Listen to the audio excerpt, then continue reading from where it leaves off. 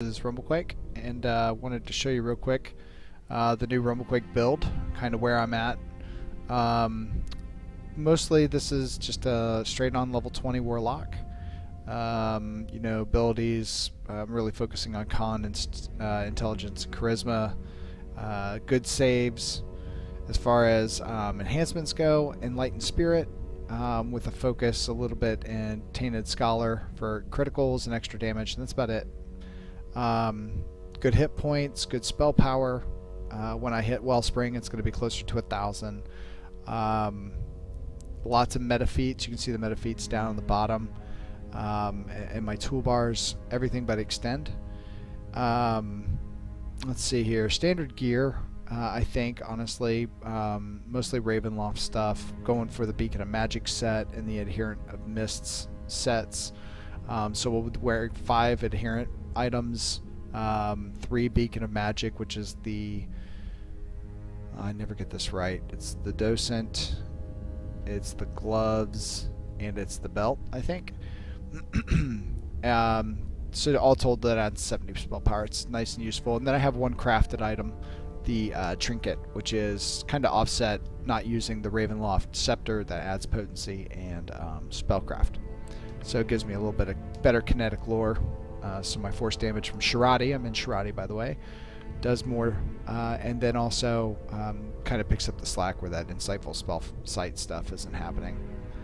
So there's the basic stuff that we got going on with this build. He's tanky, he's useful, he's able to pick up a shield, or he's able to dual wield weapons. As far as the weapons go, you know, I use Dusk. Straight out of the Strahd raid, and then I also have a legendary green steel vacuum weapon to add vulnerability. As my sentient, it's Black Razor. You'll hear him here in just a little bit. Along with, I think the filigrees are all spell power except for 1 for arcane spell failure. He's got adamantium body, a bunch of other feats as far as like. Let's see, the armor class first is decent. The hit points are decent. I'm kind of narrating this as I'm going through the build in a separate video, so it's a little out of sync. But basically, the build's really tanky. It can stand up, and we're going to show you here a fight with Zuggtmoy. Try and take it on.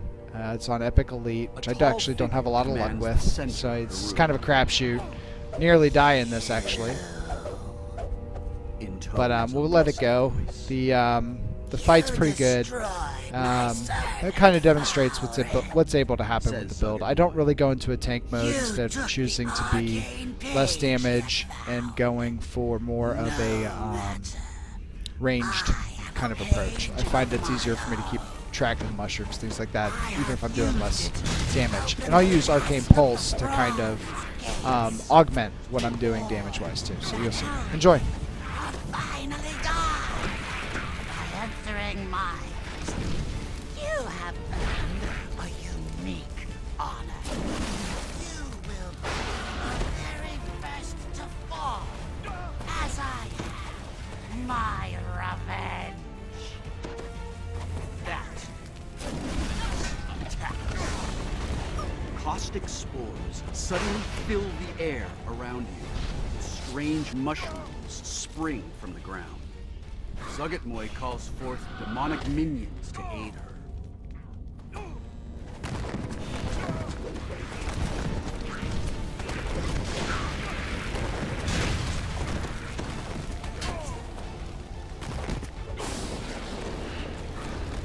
Calling on her demonic power, Zuggtmoy prepares a devastating attack.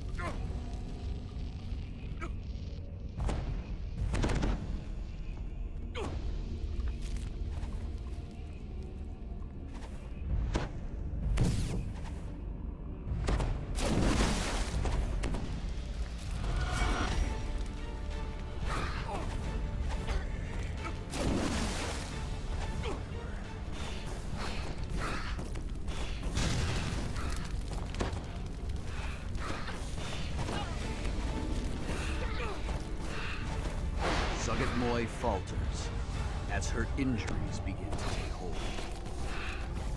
Boy! Sample! She gasps. Then, she crumples in a shower of desiccated spores. Behind the twisting growth lies the demon's treasure hoard. Just as in Falrinth's chambers, you find an unusually large sheet that pulses with magic power. The Demon Queen is defeated, her temple destroyed, and her followers scattered. It's time to gather your plunder and return home. You should try to learn more about the magical sheets you found during your adventure.